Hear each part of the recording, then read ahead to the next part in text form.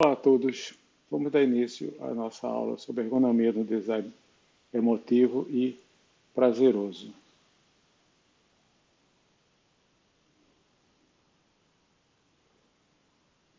A análise, quando vemos um produto, nós podemos ter uma análise visual de um produto. Essa análise visual pressupõe fatores racionais e fatores emocionais. Nos fatores racionais, a gente pode destacar a qualidade técnica de um produto. Se você olha um computador, por exemplo, como eu estou olhando para esse meu laptop aqui na minha frente, eu estou vendo a qualidade técnica dele, a funcionalidade, a usabilidade, a limpeza, a manutenção, são aspectos relacionados à razão. A razão que você trata um determinado produto. Fatores emocionais implicam, por exemplo, na excitação, que é a percepção, o estado fisiológico e psicológico de estar desperto ou dos órgãos sensoriais estarem estimulados a um ponto de percepção. O prazer, a atração e o humor. A sensação e a percepção se dá a partir desse conceito de emoção. A gente tem que a emoção pressupõe a sensação e a percepção que está ao nível fisiológico. Fisiológico porque você vê, você percebe o produto e você tem a sensação daquilo que você está vendo, daquilo que você está sentindo. Esse sentimento é processado, essa informação é processada. A partir desse processamento, você compreende aquilo que você está interagindo. Isso é o foco da cognição. Depois disso, você passa para um estado inconsciente, que é a afeição, que vai trazer memórias afetivas, e isso vai ser transformado em determinadas emoções. Emoções a partir de foco definido que você tem no uso com o produto. E termina com o sentimento, que é uma predisposição comportamental. Então, a gente vê que nesses níveis de processamento, a sensação e a percepção está relacionada ao captura e tratamento inicial do estímulo. Isso está a um nível fisiológico, ao nível de que você tem a sensação, você recebe aquele produto, você visualiza o produto ou o sistema a partir dos seus aspectos fisiológicos e você vai capturar, vai ter uma percepção daquele produto a partir do primeiro contato. Depois disso, isso é passado para a tua mente, onde você vai atribuir significado, você vai associar a experiências anteriores que você já teve, as memórias que você já teve e ao conhecimento referente à tua relação com aquele produto. Se você tem um produto que não tem nenhum conhecimento com ele, não vai ter nenhum significado, você não vai ter essas etapas posteriores. As etapas posteriores seria também a afeição, também estaria relacionado ao nível fisiológico, ao nível de sensação e captura do tratamento inicial do estímulo, e seria ainda a um nível reduzido de consciência. A emoção, a partir do momento que você eleva esse nível de consciência, eleva esse processamento de informação, você vai atribuir significados a esse produto que você está interagindo. Você vai identificar o objeto causador, que pode trazer emoção. Emoção quando você vai ter uma empatia com aquele produto, com aquele sistema que você está interagindo. E por fim, você vai atribuir valor, não é? Você vai estar num nível mais estável e duradouro, que é o sentimento que você vai ter com aquele produto, com aquele sistema. Ainda dentro da emoção, você tem os aspectos positivos e negativos. Esses aspectos positivos e negativos são os afetos que você tem com relação à relação que você está com a interação que você está tendo com aquele produto ou sistema. Então, tem algumas situações e objetos que causam afetos negativos, como objetos pesados, sons altos, repetidos, inesperados, luz brilhante, calor ou frios extremos, multidões, odores pútridos, sabor amargo, corpos deformados, cobras, aranhas, são elementos que causam aspectos negativos nessa interação.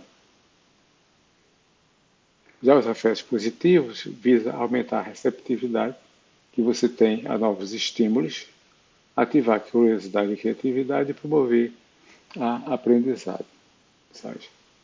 Então, os aspectos positivos e negativos, situações e aspectos que causam afetos positivos são locais confortáveis, quentes e luminosos, sabores e aromas doces, sons suaves, melodias e ritmos simples, batidas rítmicas, objetos simétricos, rostos sorridentes, objetos suaves e arredondados e pessoas atraentes causam os aspectos positivos na emoção que você tem lidando com determinado produto.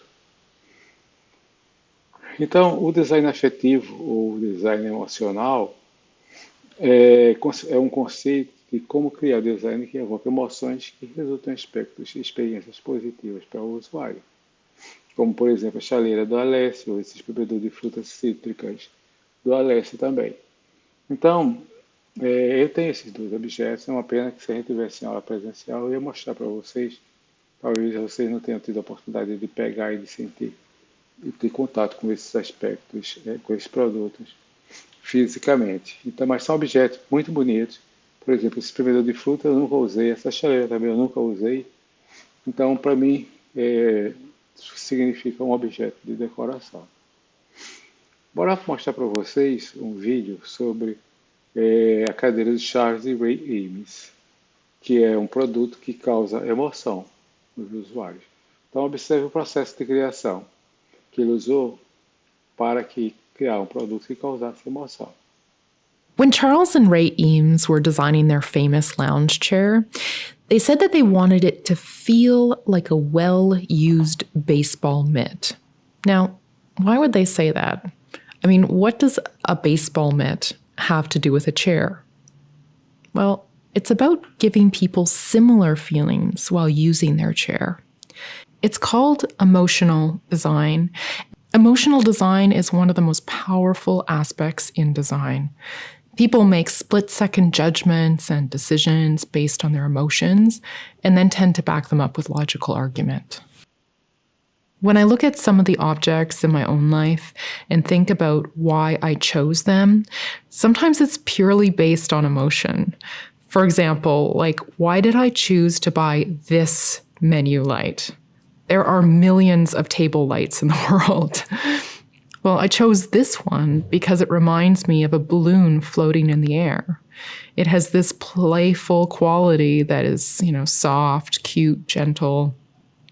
More importantly, these are all qualities that resonate with me.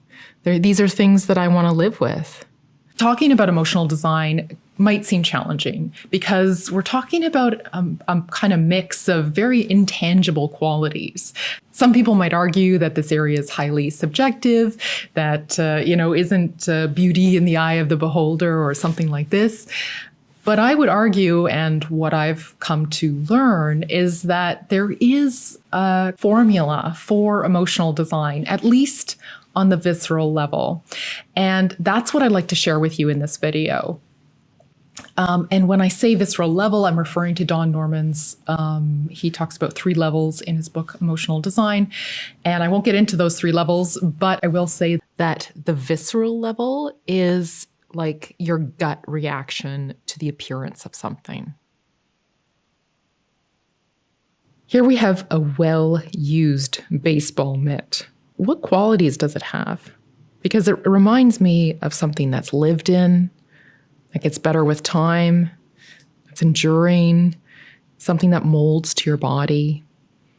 If we look at Eames' chair, well, do you get the sense that this chair also has these same qualities? Eames was using a metaphor to identify the emotional qualities they wanted to achieve in their design. And it was an appropriate metaphor because these qualities are highly desirable in a lounge chair. There's also similarity between how, like, a mitt, catches a ball, just like the Eames lounger, really the form of it catches a person's body. So metaphor is an amazing tool for imbuing products with emotional qualities. And you've probably come to know metaphor as a figure of speech in your everyday life that directly compares one thing to another. The purpose of using a figure of speech is to go beyond the literal meaning of words to communicate some type of message, which is kind of what we're doing when we are designing for emotion. Part of the reason why metaphor can convey complex emotions in a way that like literal language cannot is because it's imprecise. And a great example of that is this giant baseball mitt chair. Like if we were to compare and contrast it with, the Eames chair, it is very hard to get past the fact that it's so literal. It's like it's a giant baseball mitt chair, and it's hard to have the same kind of complex qualities that the Eames chair has.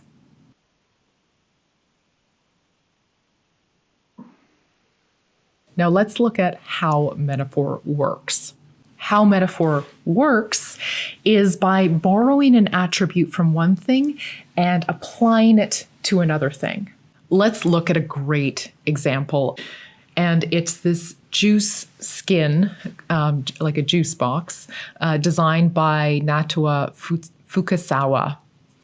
Well, if we look at a banana for a minute, the first words that come to my mind are, the banana. This banana looks natural, fresh. It looks like the total character of a banana because it is a banana.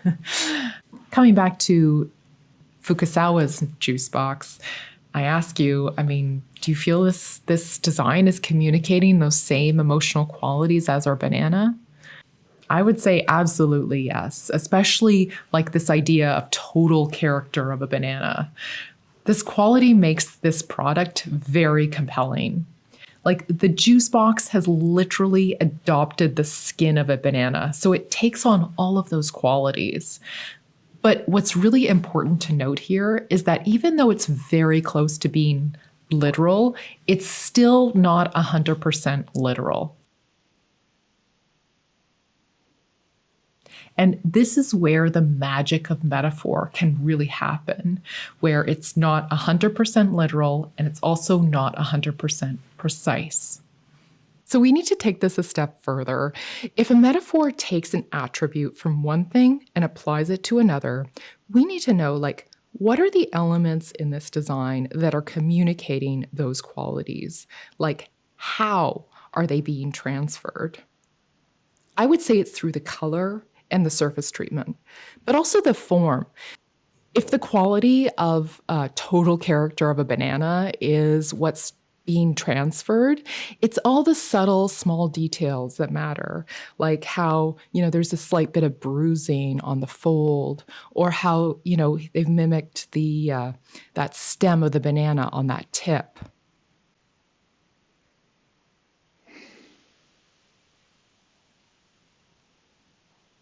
Ok, pessoal. Então, dando continuidade. Quais são os níveis de processamento cerebral de acordo com norma, né? Nós temos a camada automática pré-programada, que é a visceral que está ligada ao seu fisiológico, isso que é automático, pré-programado, porque está ligado ao à sua fisiologia. O controle do comportamento, que é o nível comportamental, as atitudes, o comportamento, e as partes contemplativas, está ligado à questão da reflexão. Então, aqui, o primeiro nível, processamento cerebral do norma, que diz respeito ao visceral, no design, os julgamentos rápidos e instintivos estão ligados ao primeiro impacto da aparência de um produto no seu cérebro. Então, esses são os produtos contemporâneos. Então, que impacto esses produtos têm no seu cérebro, não é? O que é que tipo de informação eles transmitem para você? Então, isso é visceral. É um aspecto ligado à tua fisiologia, a forma como... E cada um pode ver de uma forma distinta, de uma forma diferente. Comportamental é relativo à experimentação, desempenho, contato físico e prazer em usar o produto. Você pode ter prazer em comprar um iPhone, você pode ter prazer em comprar um MacBook, e pode ter prazer, né, em comprar um novo computador, um novo telefone celular da Huawei, que é esse Huawei Mate, que é um supra-sumo da tecnologia.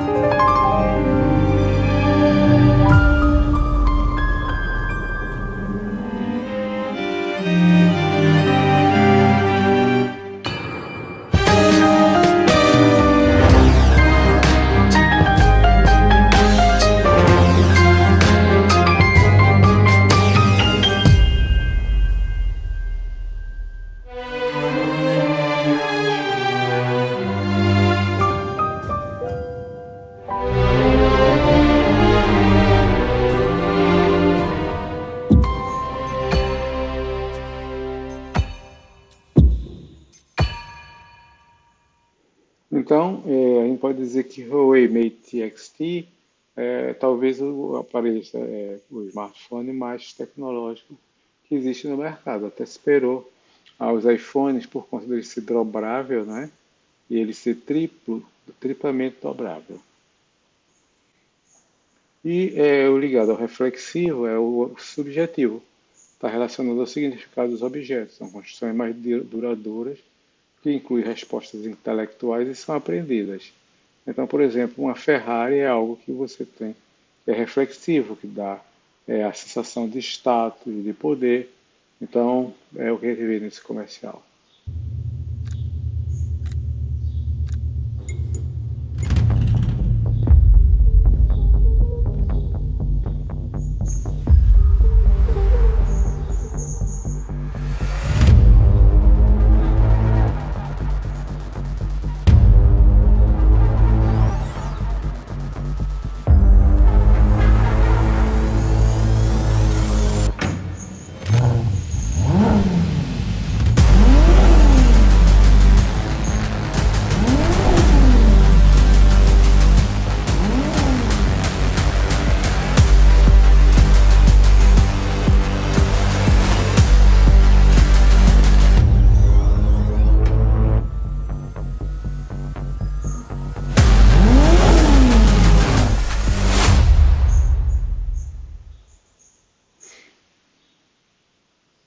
Então, nesse quadro agora, você tem os 3 níveis de design de Norman, que é o visceral, que é sobre a aparência, a primeira impressão, o impacto inicial, como ele se apresenta, os sentimentos, a estética, e está ligado a uma resposta imediata.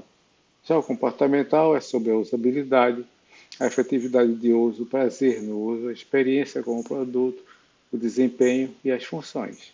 E o reflectivo é relacionado a ter uma boa história relacionada ao produto, uma autoimagem, a imagem de você ter o poder, a imagem de status, parte de sua identidade, está satisfeito devido às mudanças que o produto pode oferecer, o significado e as memórias. O reflexivo significa as marcas favoritas. Eu, por exemplo, eu tenho o iPhone há muito tempo, mas eu posso mudar para esse Huawei Mate, por exemplo.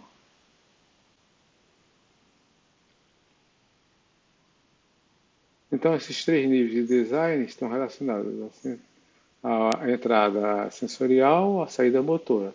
Reflexiva, relacionada à cognição intelectual, nível de pensamento, olhar acima do comportamento e as suas influências. Está relacionado às conexões aos aspectos viscerais. O comportamental, ao nível de comportamento, o pensamento é controlado pelo nível reflexivo, mas influenciado pelas relações viscerais, que acontecem no seu subconsciente. E o visceral é uma relação rápida de julgamento de estímulo. Muda a reação da emoção e informa os níveis, e define os níveis comportamentais. Aqui o próprio Don Norman fala como ele faz um TED Talks e ele vai te explicar um pouco do que é que ele pensa nesses 3 níveis do design emocional.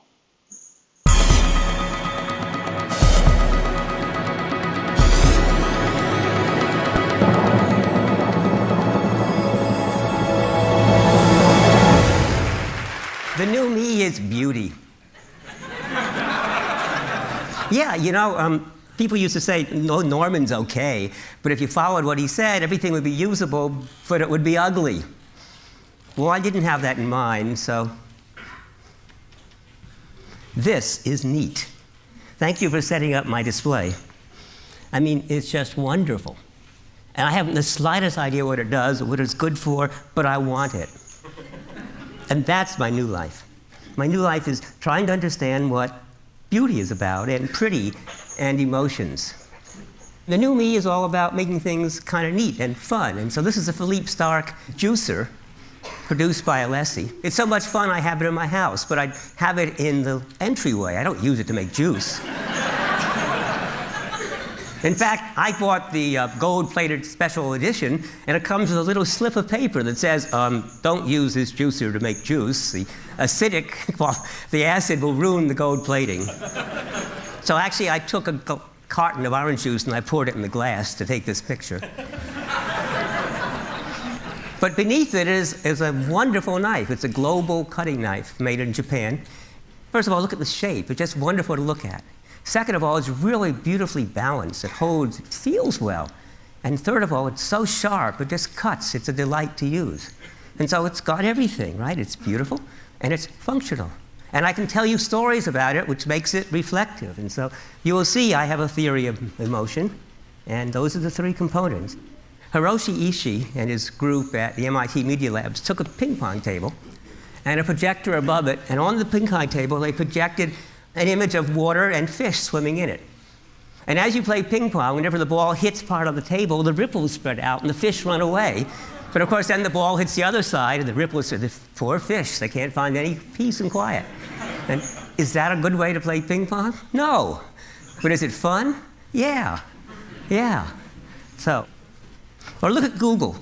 If you type in, say, emotion and design, you get 10 pages of results. So Google just took their logo and they spread it out.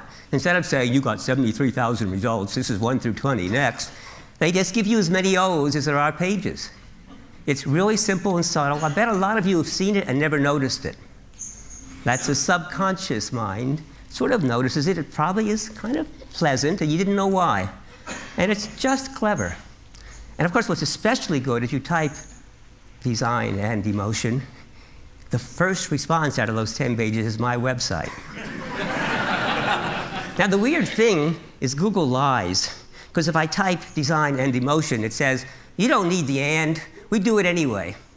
So, okay, so I typed design emotion, and my website wasn't first again. It was third. Oh, well, different story. There was this wonderful review in the New York Times about the Mini Cooper automobile. It said, you know, this is a car that has lots of faults. Buy it anyway. It's so much fun to drive. And if you look at the inside of the car, I mean, I loved it. I wanted to see. I rented it. So this is me taking a picture while my son is driving. And the inside of the car, the whole design is fun. It's round. It's neat. The controls work wonderfully. So that's my new life. It's all about fun. I really have the feeling that pleasant things work better. And that never made any sense to me until I finally figured out, look, I'm going to put a plank on the ground. So imagine I have a plank about 2 feet wide and 30 feet long, and I'm going to walk on it. And you see I can walk on it without looking, and I can go back and forth, and I can jump up and down, no problem. Now I'm going to put the plank 300 feet in the air, and I'm not going to go near it, thank you. Intense fear paralyzes you. It actually affects the way the brain works. So Paul Sappho, before he gave his talk, said that he didn't really have it down until just a few days or even hours before the talk, and that anxiety was really helpful in causing him to focus. And that's what fear and anxiety does. It causes you to be what's called depth-first processing, to focus, not to be distracted, and I couldn't force myself across that. Now, some people can, circus workers, steel workers, but it really changes the way you think. And then a psychologist, Alice Eisen, did this wonderful experiment. She brought students in to solve problems. So she'd bring people into the room, and there'd be a string hanging down here, and a string hanging down here, and it was an empty room, except there'd be a table with a bunch of crap on it, some papers and scissors and stuff. And she'd bring them in, and she'd say, this is an IQ test, and it determines how well you do in life. Would you tie those two strings together? So they'd take one string and they'd pull it over here, and they couldn't reach the other string. Still can't reach it. And basically none of them could solve it. You bring in a second group of people, and you say, oh, before we start, I got this box of candy, and I don't eat candy. Would you like the box of candy? And it turns out they liked it, and it made them happy. Not very happy, but a little bit of happy. And guess what? They solved the problem. And it turns out that when you're anxious, you squirt neurotransmitters in the brain, which focuses you, makes you depth first. And when you're happy, what we call positive valence, you squirt dopamine into the prefrontal lobes, which makes you a breadth-first problem solver. You're more susceptible to interruption. You do out-of-the-box thinking. That's what, in fact, brainstorming is about, right? With brainstorming, we make you happy, we play games, and we say no criticism, and you get all these weird, neat ideas. But in fact, if that's how you always were, you'd never get any work done, because you'd be working along and say, oh, I got a new way of doing it. So to get work done, you got to set a deadline, right? And you got to be anxious. So the brain works differently, and if you're happy, things work better because you're more creative. You get a little problem, you say, yeah, I'll figure it out. No big deal. There's something I call the visceral level of processing. Biology. We have co-adapted through biology to like bright colors. That's especially good that mammals and primates like fruits and bright plants because you eat the fruit and you thereby spread the seed. There's an amazing amount of stuff that's built into the brain. We dislike bitter tastes. We dislike loud sounds. We dislike hot temperatures, cold temperatures. We dislike scolding voices. We dislike frowning faces. We like symmetrical faces, et cetera, et cetera. So that's the visceral level. And in design, you can express visceral in lots of ways, like the choice of type fonts and the red for hot, exciting. Or the 1963 Jaguar. It's actually a crummy car. It falls apart all the time, but the owners love it. And it's beautiful. It's in the Museum of Modern Art. A water bottle. You buy it because of the bottle, not because of the water. And when people are finished, they don't throw it away. They keep it for, it's like the old wine bottles. You use it for decoration. Or you maybe fill it with water again, which proves it's not the water. It's all about the visceral experience.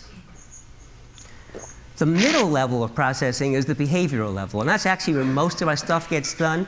Visceral is subconscious. You're unaware of it. Behavioral is subconscious. You're unaware of it. Almost everything we do is subconscious. I'm walking around the stage. I am not attending to the control of my legs. I'm doing a lot. Most of my talk is subconscious. It's been rehearsed and thought about a lot. Most of what we do is subconscious. Automatic behavior, skilled behavior is subconscious, controlled by the behavioral side. And behavioral design is all about feeling in control, which includes usability and understanding, but also the feel and heft. That's why the global knives are so neat. They're so nicely balanced, so sharp. You really feel you're in control of the cutting.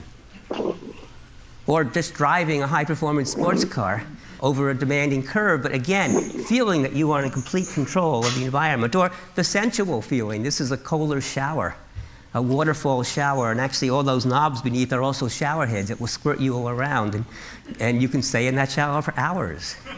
And not waste water, by the way. It recirculates the same dirty water. Or this is a really neat teapot I found at High Tea at the Four Seasons Hotel in Chicago. It's a Ronnefeldt tilting teapot. That's what the teapot looks like, but the way you use it is you lay it on its back, and you put tea in, and then you fill it with water. The water then seeps over the tea, and the tea is sitting in this stuff to the right. The tea is to the right of this line. There's a little ledge inside, so the tea is sitting there, and the water is filling it up like that. When the tea is ready, or almost ready, you tilt it. And that means the tea is partially covered while it completes the brewing. And when it's finished, you put it vertically, and now the tea is, remember, above this line, and the water only comes to here, and so it keeps the tea out. And on top of that, it communicates, which is what emotion does. Emotion is all about acting. Emotion is really about acting. It's being safe in the world. So that cognition is about understanding the world. Emotion is about interpreting it, saying good, bad, safe, dangerous, and getting us ready to act, which is why the muscles tense or relax. And so that's why we can tell the emotion of somebody else, because their muscles are acting subconsciously, except that we've evolved to make the facial muscles really rich with emotion. Well, this has emotions, if you like, because it signals the waiter that, hey, I'm finished, see? It's upright. And so the waiter can come by and say, would you like more water? It's kind of neat. What a wonderful design.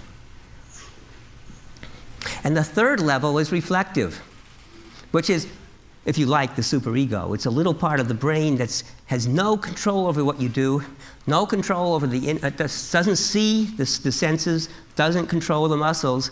It looks over what's going on. It's that little voice in your head that's watching and saying, that's good, that's bad, or why are you doing that? I don't understand. It's that little voice in your head that's the seat of consciousness. Here's a great reflective product. Owners of the Hummer have said, you know, I've owned many cars in my life, all sorts of exotic cars, but never have I had a car that attracted so much attention. It's about their image, it's not about the car. But even if you want a more positive model, this is the GM car, and the reason you might buy it now is because you care about the environment, and you'll buy it to protect the environment, even though the first few cars are going to be really expensive and not perfected. But that's reflective design as well.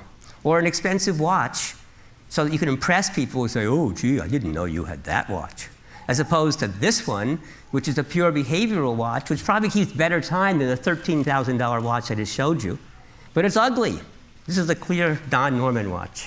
And what's neat is sometimes you pit one emotion against the other, the visceral fear of falling against the reflective statement saying, it's okay, it's safe. It's safe. And at the amusement park were rusty and falling apart, you'd never go on the ride. So it's pitting one against the other. The other neat thing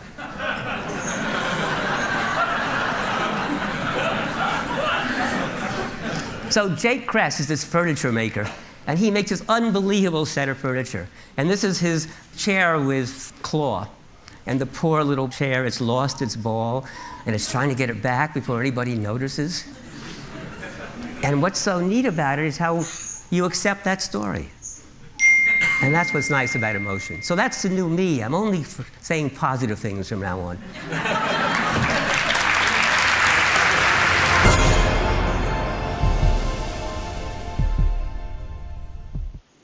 Muito bem, pessoal. Então, dando continuidade, o que é o design prazeroso, né? O design prazeroso refere-se à prática de criar produtos, serviços, experiências que evoquem emoções positivas, deleite e prazer nos usuários. Eles se concentram na criação de designs que vão além da mera funcionalidade e usabilidade, com o objetivo de evocar deleite, satisfação e uma sensação de alegria das pessoas que interagem com eles. E aqui a gente tem os princípios e elementos fundamentais para o design prazeroso, começando com emoção estética, não é? Emoção estética, os designs agradáveis prestam atenção ao impacto emocional que criam. Eles se esforçam para ser esteticamente agradáveis, visualmente atraentes e envolver os sentidos para evocar sentimentos positivos e prazer. Surpresa e novidade, introduz elementos inesperados. Surpresa e novidade pode aumentar o prazer de usar um design, um produto com um design novo. Esses elementos podem capturar a atenção, despertar a curiosidade e criar uma sensação de expectativa. Feedback e resposta significa que você fornecer um feedback imediato e significativo às ações dos usuários ajuda a criar uma sensação de controle, domínio e satisfação. Isso garante aos usuários que suas ações têm impacto, tornando a experiência mais agradável. Personalização e customização permite que os usuários personalizem e customizem suas experiências de forma que criem uma sensação de propriedade e apego. Adotar o design nas preferências e necessidades individuais pode aumentar o prazer e o envolvimento. Diversão e interatividade significa incorporar elementos de diversão e tornar a experiência de design mais agradável. Pode-se usar técnicas de gamificação, com recursos interativos, interações divertidas, pode aumentar o envolvimento e o prazer. E por fim, narrativa e história, que significa criar uma narrativa coerente e envolvente. Design pode aumentar o apelo de uso do produto. Técnicas de narrativas envolventes podem tornar a experiência mais imersiva e emocionalmente ressonante. Nessa figura aqui a gente mostra as relações do prazer, o prazer duradouro e permanente, toda a interseção entre os elementos viscerais, comportamentais e reflexivos. Se a gente pensa na questão da hierarquia, né, inerente a um conjunto de pré-requisitos que devem ser cumpridos antes de cultivarmos a experiência. Então, antes de você sentir o amor por um determinado produto, por uma determinada marca, deve-se levar em consideração que um produto só é amado e prazeroso se for desejável, útil e se você utiliza aquele produto de fato. Então, inicialmente, ele tem que ser desejável, que ele pode ser desejável, é a atração inicial. Delight é o prazer, tá? Ele deve ser útil, funcional e valioso, deve ser convincente, persuasivo e verdadeiro, até que se transforme em forma emocional, um comportamento visceral e reflexivo. Todos esses elementos teriam uma certa interligação. Vamos falar agora da engenharia Kansai, que está relacionada a uma certo ponto, uma engenharia afetiva.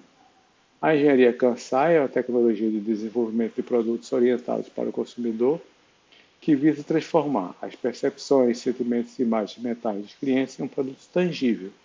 É a definição de Nagamashi, o pai da engenharia Kansai. A engenharia Kansai é capaz de interpretar e transferir as implicações psicológicas de palavra bonita, forte, barato, ou detalhe de design de produto. Então, o Kansai é uma palavra japonesa que não tem tradução exata para descrevê-la.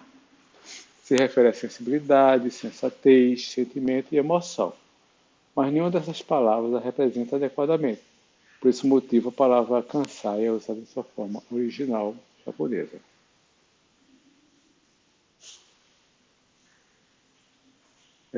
A Kansai é uma metodologia proativa de desenvolvimento de produtos que traduz as impressões, sentimentos e demandas dos usuários sobre produtos ou conceitos existentes em soluções de design e parâmetros de design concretos. Então, de acordo com Nagamashi, a engenharia Kansai, além de ajudar o cliente a selecionar um produto que se adapte aos seus sentimentos, também fornece aos designers uma ferramenta para ligar os sentimentos ao design do consumidor. Para obter relações entre Kansai e detalhe de design, várias análises devem ser feitas para determinar quais tipos de aparências externas e funções produzem um tipo específico de sentimento. Usando a experiência Kansai do usuário como princípio, uma série de correlações matemáticas é realizada entre o Kansai, o sentimento, e as características físicas do produto, com o objetivo de melhorar o bem-estar humano a partir de análise de seus aspectos físicos e psicológicos que contribuem para a satisfação.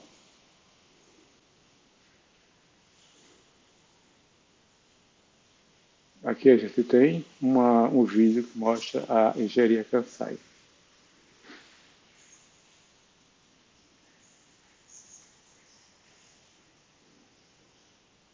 As impressões do sentimento psicológico das palavras, apresentando a engenharia Kansai. Foi originada do Japão, fundada pelo professor Mitsuo Nagamashi, que é usado como uma ferramenta para engenharia afetiva. É uma metodologia que transforma os sentimentos humanos em parâmetros de design. Vamos ver um exemplo de 1990. Performing right is an admirable beginning, but feeling right is what driving is really all about. Come feel Kansai Engineering.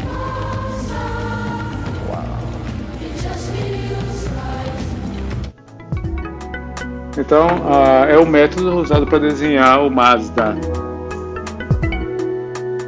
Transformou o mundo na estética, estrutura e design funcional. É aplicado para desenvolvimento de produtos de vários campos, várias áreas. Existem 6 tipos de metodologia de engenharia Kansai. E seus projetos são aplicados no desenvolvimento do website. Como é que funciona? Primeiro, tira o sentimento, captura o sentimento na seleção das palavras Kansai. O número 32 palavras é usado para os adjetivos a serem utilizados. Identifica os elementos, a criação do levantamento Kansai. Aplica diferencial semântico. Captura primeiras impressões na website, no design do website, por exemplo. Obtém o sentimento, faz teste de usabilidade.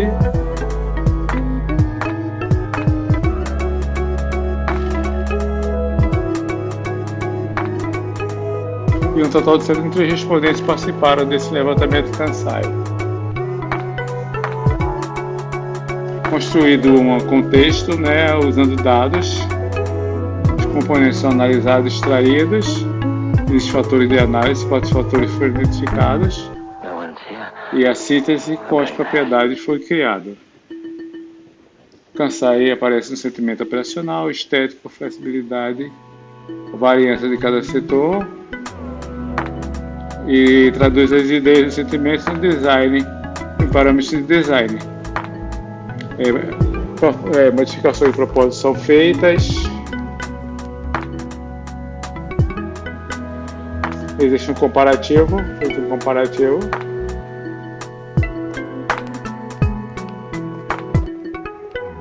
ajuste a mudança da sociedade e adapta a cada 3 ou 4 anos. A engenharia Kansai, pessoal, é algo relativamente complexo. Eu acho que as meninas que estão trabalhando nisso vão se aprofundar um pouco mais. Eu recomendo que as meninas que estão trabalhando usando o Kansai realmente conversem com a Elisângela. A Elisângela tem usado o Kansai com os alunos dela lá em Portugal. Então, antes de vocês avançarem para o estudo de campo, conversem com a Elisângela, por favor, tá?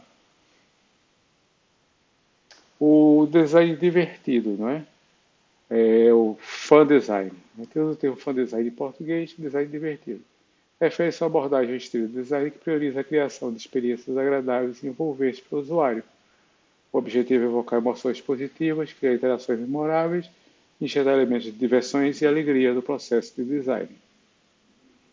As características principais do fun design é diversão, surpresa e novidade, as atividades visual e interatividade, abordagem centrada no usuário e experiências memoráveis. Aqui a gente tem o potencial do fun design.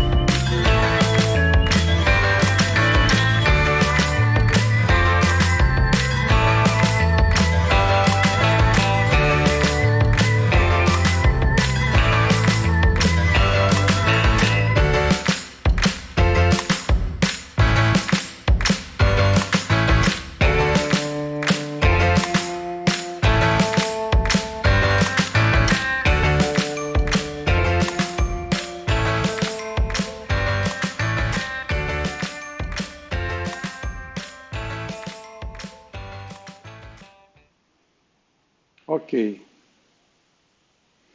A engenharia Coway. Coway, essa é a última tendência que a gente vai apresentar. Coway, também como Kansai, é uma palavra que tem um significado bem específico. Coway significa fofo, adorável e encantador, embora não tenha exatamente o mesmo significado que esses adjetivos. É uma metodologia de engenharia para a medição sistemática da percepção afetiva Coway. utilizando realidade virtual e sinais biológicos, discute sua eficácia para o design de produtos e serviços industriais. Então, a cultura Kawaii é uma cultura bem típica japonesa, né? Bem do que a gente vê no Japão. Esse vídeo vai mostrar rapidamente para a gente o que é a cultura Kawaii. Japanese kawaii culture, while rooted in anti-establishment youth protests during the 1970s, has grown to affect modern trends in music, fashion, and consumption both domestically in Japan and worldwide. A culture of kawaii had completely taken over Japan by the 1980s, infecting all aspects of pop culture with a childlike sweetness. Bright colors and bubbly aesthetics across all forms of goods and services filled the youth of Japan with an insatiable thirst to become kawaii. By the 90s, more than 70% of young people in Japan favored people who look kawaii. The word kawaii was even thought to be the most popular word in the Japanese language at the time. Though believed by many to find its roots in multimedia, the modern kawaii culture emerged from the anti-establishment rebellion in Japanese youth, particularly teenage women in the 1970s. By using mechanical pencils to write stylized, rounded katakana in English characters, young Japanese students rejected rules and expectations placed on them by the adult world. Through use of Marui-ji, the childlike writing style officially dubbed anomalous female teenage handwriting by scholar Yamane Kazuma, Japanese youth were rebelling against traditional Japanese culture and identifying with European culture. The music industry quickly adopted kawaii culture. Increasingly, Japanese pop stars can be seen using and sharing kawaii language, mannerisms, and stylistic choices. Stars such as Sakai Noriko began trends of infantilizing the Japanese language, changing words like happy and sad into cuter variations in the kawaii speech, udeshi becoming udepi and kanashi becoming kanapi. From this subculture, international superstars were born. Artists such as Kyari Pamyu Pamyu were born in the waves of the kawaii culture boom in the 80s and embodied kawaii across the world. Kyari, thought to be worth upwards of $10 million, famous for her lyrics featuring quintessentially cute vocabulary and themes, as well as her colorful, undeniably kawaii fashion, has amassed millions of fans worldwide. A hallmark of kawaii in both music and popular culture is its striking fashion. Featuring combinations of pastels and outlandish colors with plenty of accessories, kawaii fashion is not a new trend. In the early 1980s, Tokyo design house Pink House Limited was so popular that a fashion movement even formed around it. Evolving into many different subcultures since its inception, kawaii fashion's popularity is continuing to grow. Sebastian Masuda, the art director for Kyari Pamyu Pamyu's global breakout Pon Pon Pon, as well as the iconic kawaii boutique 6% Doki Doki, states that, although he believes kawaii culture is a way to create feelings of elation, to incite joy and discover your very own small universe that's off limits to the rest of the world, he recognizes the joy it brings people around the world. From Kyari's breakout popularity, his niche in the kawaii scene has grown exponentially, giving him a global stage to share the kawaii culture through his guiding principle. The future is colorful. Though kawaii culture is a means of self-expression, since its inception, kawaii culture has been inherently consumerist. Pushed by the Japanese government's $500 million Cool Japan initiative, the consumption of kawaii culture is exploding worldwide. As an effort to exert soft power, the Japanese government is now officially backing the export of artists like Kyari and kawaii culture in general. Described in Christine Yano's Wink on Pink, soft power is the ability to indirectly influence behavior or interests through cultural or ideological means, and is particularly relevant during Japan's modern economic and social challenges. Some experts believe that the Cool Japan-backed export of kawaii has been cleaned of its Japaneseness, deeming it culturally odorless, which they theorize may be responsible for its enormous corporate success abroad. However, scholar Rachel Donito says that her American students often tell her they feel their own popular culture is tired, while Japanese popular culture offers possibilities and alternatives that they find more appealing. It's a way for them to reject or resist American popular culture.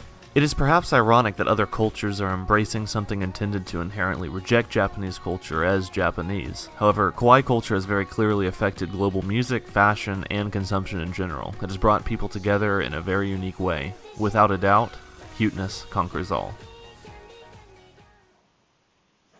Muito bem, é a cultura da fofurice. Eu tirei essa foto numa viagem que eu fiz a Taiwan. Essa foto foi tirada por mim e aí a gente mostra a expressão do Kawaii no design desse trem. Muito bem, pessoal, isso foi a nossa aula. O exercício dessa aula é o seguinte: vocês vão fazer análise dos produtos abaixo, a partir do nível de processamento cerebral apresentado por Norma e explicado nos slides que eu vou colocar. A data de entrega é a mesma do exercício anterior, tá? Então vocês vão ter praticamente mais de uma semana, dia 27. Eu vou fechar o sistema às 18 horas. Então, vocês entreguem antes, tá? Porque essa é a data limite de entregar esse exercício junto com o da aula anterior. Então, vocês devem também incluir foto do produto que vocês vão analisar. E vocês vão fazer, escolha um desses 3 produtos, tá? iPhone, o tênis esportivo ou a cafeteira elétrica. Então, vocês vão fazer a avaliação do nível visceral. Avaliar o apelo visual, o impacto emocional e as primeiras impressões do produto. Examine o design visual, a estética e os elementos de branding do produto. Avaliar a aparência geral do produto, incluindo cores, tipografia, gráfico e embalagem, se aplicável. Avalie a capacidade do produto de evocar emoções positivas, criar desejo e alinhar-se às expectativas dos usuários. E anote as suas reações viscerais iniciais e respostas emocionais ao interagir com o produto. Ainda, com relação à avaliação do nível visceral, examine o design visual, a estética e os elementos de branding do produto. Avaliar a aparência geral do produto, incluindo cores, tipografia, gráfico e embalagem. Avaliar a capacidade do produto de evocar emoções positivas, criar desejo e alinhar-se às expectativas dos usuários. Anote suas reações viscerais iniciais e respostas emocionais ao interagir com o produto. No nível comportamental, identifique as principais tarefas ou objetivos que o usuário deve realizar com o produto. Tente realizar essas tarefas você mesmo, observe outras pessoas usando o produto. Avalie a navegação, os padrões de interação e a arquitetura da informação do produto para avaliar sua facilidade de uso. Considere a clareza e a intuitividade da rotulagem, das instruções e do mecanismo de feedback do produto. Anote quaisquer dificuldades, confusões ou obstáculos encontrados durante o processo de conclusão da tarefa. Analise o tempo, o esforço e a carga cognitiva necessários para concluir as tarefas usando o produto. E, por fim, o nível reflexivo. Reflita sobre a capacidade do produto fornecer feedback e facilitar a autorreflexão. Avalie os recursos do produto que incentivam os usuários a aprender, analisar e compreender suas ações ou dados. Avalie se o produto oferece oportunidade de personalização, definição de metas ou acompanhamento do progresso. Considere o potencial do produto para apoiar mudanças de comportamento, inspirar motivação ou facilitar o envolvimento social. Reflita sobre o impacto geral do produto nas atitudes, crenças e comportamento de longo prazo dos usuários. Então, isso é a atividade dessa aula de hoje. Tá ok, pessoal? Obrigado pela atenção de vocês e até a próxima aula.